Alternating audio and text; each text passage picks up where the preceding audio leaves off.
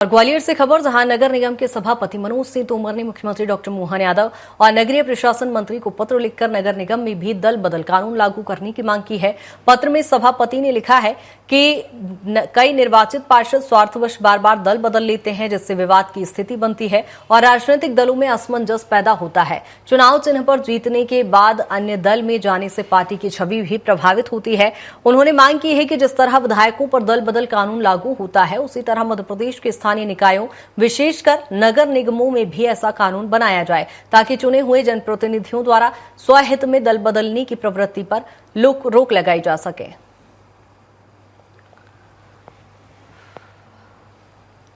आपको बता दें कि नगर निगम के सभापति मनोज सिंह ने ये पत्र लिखा है, जहां मुख्यमंत्री डॉक्टर मोहन यादव को और नगरीय प्रशासन मंत्री को ये पत्र लिखा गया है, जिसमें विधायकों की ही तरह कार्रवाई को लेकर मांग उन्होंने उठाई है। उन्होंने कहा कि दल बदल कानून जिस तरह से विधायकों पर लागू होता है, उसी तरह नगर निगमों में भी इस कानून को लाया जाए, ताकि पार्षद दल बदल ना कर सकें और ऐसे में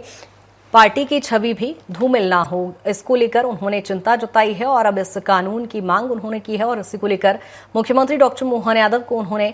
पत्र लिखा है। इसके साथ ही नगरीय प्रशासन मंत्री को भी उन्होंने पत्र लिखा है। जहां नगर निगम सभापति मनोज सिंह ने ये पत्र लिखा है और उन्होंने दल बदल कानून बनाने की मांग की है। विशेषकर उन्होंने नगर निगम में इस कानून को लाने की मांग की है, जहां आपको बता दें कि उन्होंने कहा है कि विधायकों की तर्ज पर इस को नगर निगम में भी लागू किया जाए, ताकि पार्षद दल बदल ना कर सकें। और दल बदल से चूंकि पार्टी की छवि भी धूमिल होती है और इसी को लेकर सभापति ने ये मांग की है कि विधायकों की ही तरह दल बदल कानून लेकर आया जाए। और सभापति ने मनोज तोमर ने सीएम को पत्र लिखा है और नगरीय प्रशासन मंत्री को भी उन्होंने पत्र लिखा है। दरअसल पार्षदों के बार बार दल बदल को लेकर उन्होंने कानून की मांग की है।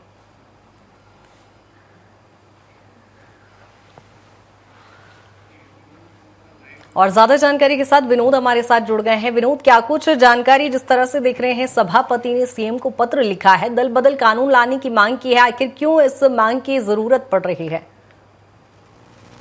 देखिए कृतिका, महत्वपूर्ण बात यह है कि ग्वालियर में लगातार जिस तरीके से पार्षद कभी भारतीय जनता पार्टी में चले जाते हैं, कभी कांग्रेस में चले जाते हैं, जिससे उन लोगों को बेहद परेशानी हो रही है जो इन क्षेत्र के मतदाता या रहवासी हैं, क्योंकि कई बार उन्हें पता ही नहीं रहता कि उनके पार्षद अब किस दल में। कई बार ये देखने को मिला है कि 2 दिन बीजेपी में, उसके बाद वो कांग्रेस में चले गए अगर उनकी बातें नहीं मानी गई, और इसके चलते बेहद परेशानी का सामना भी करना पड़ता है, पार्षद में भी करना पड़ता है, अधिकारियों को भी परेशानी का सामना करना पड़ता है। लिहाजा जो सभापति हैं मनोज तोमर, उन्होंने अब मुख्यमंत्री डॉक्टर मोहन यादव और इसके अलावा नगरीय विकास मंत्री, प्रमुख सचिव और तमाम पटल पर एक पत्र भेजा है और उन्होंने कहा है कि जिस तरीके से विधायकों के लिए दल बदल कानून है, उसी तरीके से पार्षदों के लिए भी दल बदल कानून होना चाहिए, ताकि इस तरह से जल्दी जो पार्षद दल बदलते हैं उससे परेशानी लोगों को होती है, पार्षद में भी परेशानी होती है। कई बार ये भूल जाते हैं कि ये कांग्रेस के पार्षद हैं या बीजेपी के पार्षद हैं, तो उनके लिए गलत पत्र चला जाता है, जिस वजह से स्थिति ऐसी हो जाती है कि समझ में ही नहीं आता आखिर हो क्या रहा है। इसके चलते ये सब कुछ हो रहा है और इसमें व्यवस्था भी बढ़ जाती है, क्योंकि अगर उनके पार्षद के दल का जो नेता है उसने अगर बात नहीं मानी उनकी, तो वो धमकी देने लगता है कि वो कांग्रेस में चला जाएगा। अगर कांग्रेस पार्षद दल के नेता ने जो अगर बात नहीं मानी तो बीजेपी में जाने की, तो इस तरह से जो विकास कार्य है वो कहीं ना कहीं प्रभावित होते हैं, जो लोगों में भ्रम की स्थिति बन जाती है, अधिकारियों में भ्रम की स्थिति बन जाती है, जिसको देखते हुए ये पत्र लिखा गया है। अभी तक होता यह है कि चाहे महापौर हो या पार्षद हो, अगर कोई भी दल बदलता है तो उस पर किसी तरह से दल बदल कानून लागू नहीं होता और वो किसी भी पार्टी में जा सकता है। लेकिन जनता के साथ भी ये पूरी तरह से विश्वासघात होता है, क्योंकि जनता ने उनको चुनकर भेजा है एक दल से। अगर वो बीजेपी के बैनर तले लड़े हैं या कांग्रेस के बैनर तले चुनाव लड़े हैं, तो जनता ने अपनी